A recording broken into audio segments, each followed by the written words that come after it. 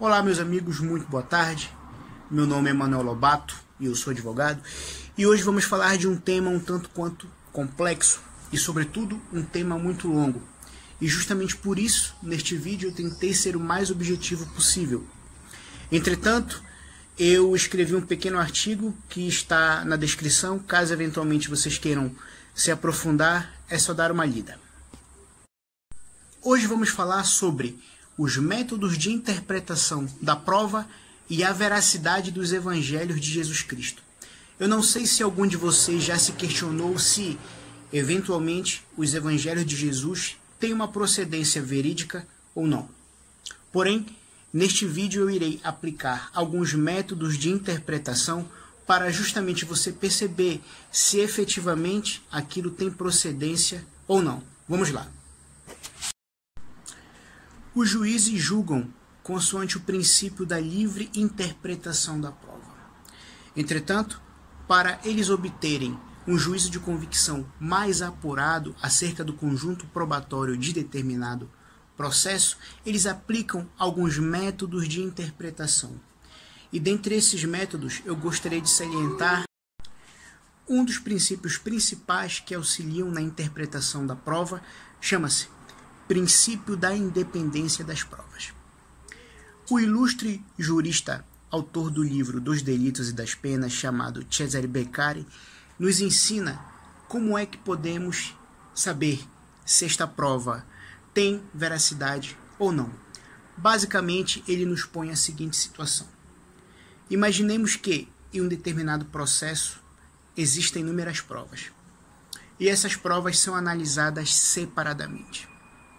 Uma vez que elas são analisadas separadamente, não conseguimos vislumbrar nenhum indício da veracidade dos factos apurados. A partir do momento em que nós passamos a examinar essas provas em conjunto, continuamos no mesmo resultado. Não há absolutamente nenhum indício acerca dos factos que estão a ser apurados. Entretanto, pensamos em uma situação diversa. Analisemos um outro processo e analisemos as provas de forma independente. Imaginemos que uma testemunha atestou que determinada pessoa cometeu um homicídio. Esta pessoa viu, é uma testemunha ocular.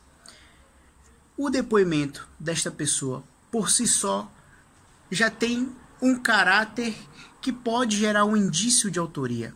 O depoimento desta pessoa, por si só, já pode ser procedente. Agora, imagine que nós peguemos outras 10 testemunhas, além desta que citamos, e essas 10 confirmam que determinada pessoa cometeu o delito. Ora bem, a partir do momento em que eu analisei individualmente cada testemunha, se tem uma fração da verdade, se tem uma fração da veracidade dos factos que estão a ser apurados. Agora, se eu pegar essas testemunhas e analisá-las em conjunto, então eu terei basicamente a verdade real dos factos, até mesmo porque todas comprovam de maneira categórica que determinado indivíduo cometeu um homicídio. E é justamente esse o sentido do princípio da independência das provas.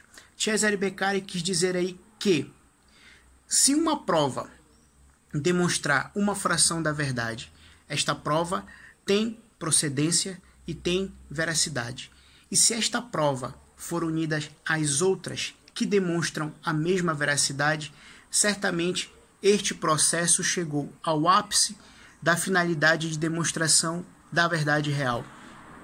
E, desta maneira, o juiz terá elementos mais seguros para julgar. Certo? Damos uma pausa nesse sentido e agora vamos fazer uma analogia em relação aos evangelhos de Jesus Cristo. Bom, primeiramente é importante saber que após a morte e ressurreição de Cristo, ele ordenou que os seus discípulos se espalhassem pelo mundo e pregassem o evangelho. A partir de então, esses discípulos, eles materializavam a vida e os atos de Cristo através de seus testemunhos que foram escritos. É importante lembrar que naquela altura não havia o que hoje conhecemos como Bíblia. Portanto, os discípulos estavam separados pelo mundo, cada um no seu canto, em contextos sociais e históricos diferentes, e estavam a escrever. Certo. Partindo daí, cumpre salientar que São Paulo escreveu as suas cartas muito antes dos evangelhos. E São Paulo também viveu em um contexto totalmente distinto do qual os demais discípulos viveram.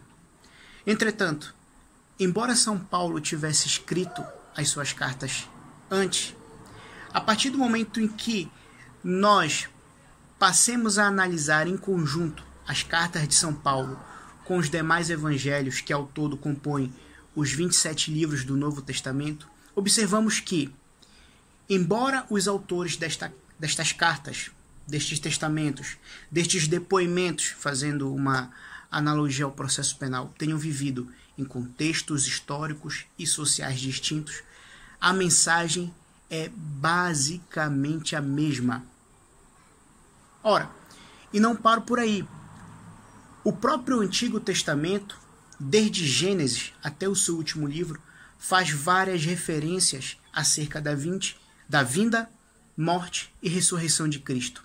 Nesse sentido, saliento o livro do profeta Isaías, que é considerado o profeta messiânico. Isaías viveu cerca de 700 a 800 anos antes de Cristo, e mesmo assim ele conseguiu profetizar de maneira categórica a morte, vinda e ressurreição de Cristo. Portanto, tendo como base o princípio da individualização das provas, passemos a observar esses testemunhos, esses testamentos, essas cartas contidas no Antigo e Novo Testamento. Elas passam uma mensagem sobre Cristo, certo? E a partir do momento em que temos esta mensagem, passemos a analisar se ela tem algum grau de procedência, de veracidade ou não. Ora, a partir do momento em que eu escrevo algo que não é sobre mim, então eu já tenho um certo nível de veracidade, porque eu seria suspeito se escrevesse sobre mim, e Cristo não escreveu nada sobre ele.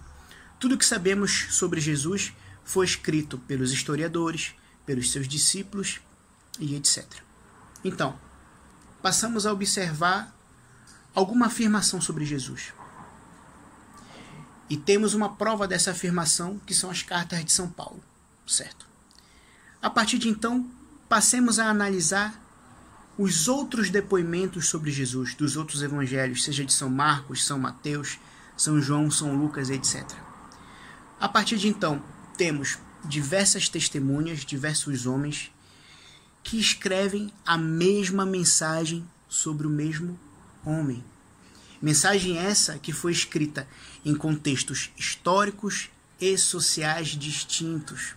Portanto, a partir de então, eu tenho, por base no princípio da individualização das provas, ao analisar em conjunto todos esses elementos, eu tenho um grau de probabilidade muito alto de que tudo isto seja verdade. Ora, eu sou suspeito, em parte, porque sou católico. Então, eu tenho fé em Cristo e tenho fé em tudo o que ali está escrito. Porém, eu os desafio a tentar analisar o que eu disse com os olhos do ceticismo. Esqueça um pouco a fé e olhe com os olhos do ceticismo. E utilize esses métodos científicos de interpretação. E eu tenho absoluta convicção de que iremos chegar a uma conclusão de que tudo isto tem um grau de probabilidade. Ora, eu utilizei a questão do cristianismo como referência. Agora, em termos profissionais, este método serve para tudo, sobretudo quando estamos diante de um processo em que o nosso cliente é inocente e que as provas são interpretadas em seu desfavor. Portanto, eu lembro que, para se aplicar o princípio da individualização das provas, é necessário duas coisas. Primeiro, que uma prova tenha certo grau de veracidade. E segundo, que essa prova tem que ser apoiada a outros elementos de prova e que em conjunto todas elas possam indicar a veracidade de um determinado facto. Espero tê-los ajudado. Muito obrigado pela vossa atenção. Me desculpe qualquer equívoco. Fiquem com Deus e até a próxima.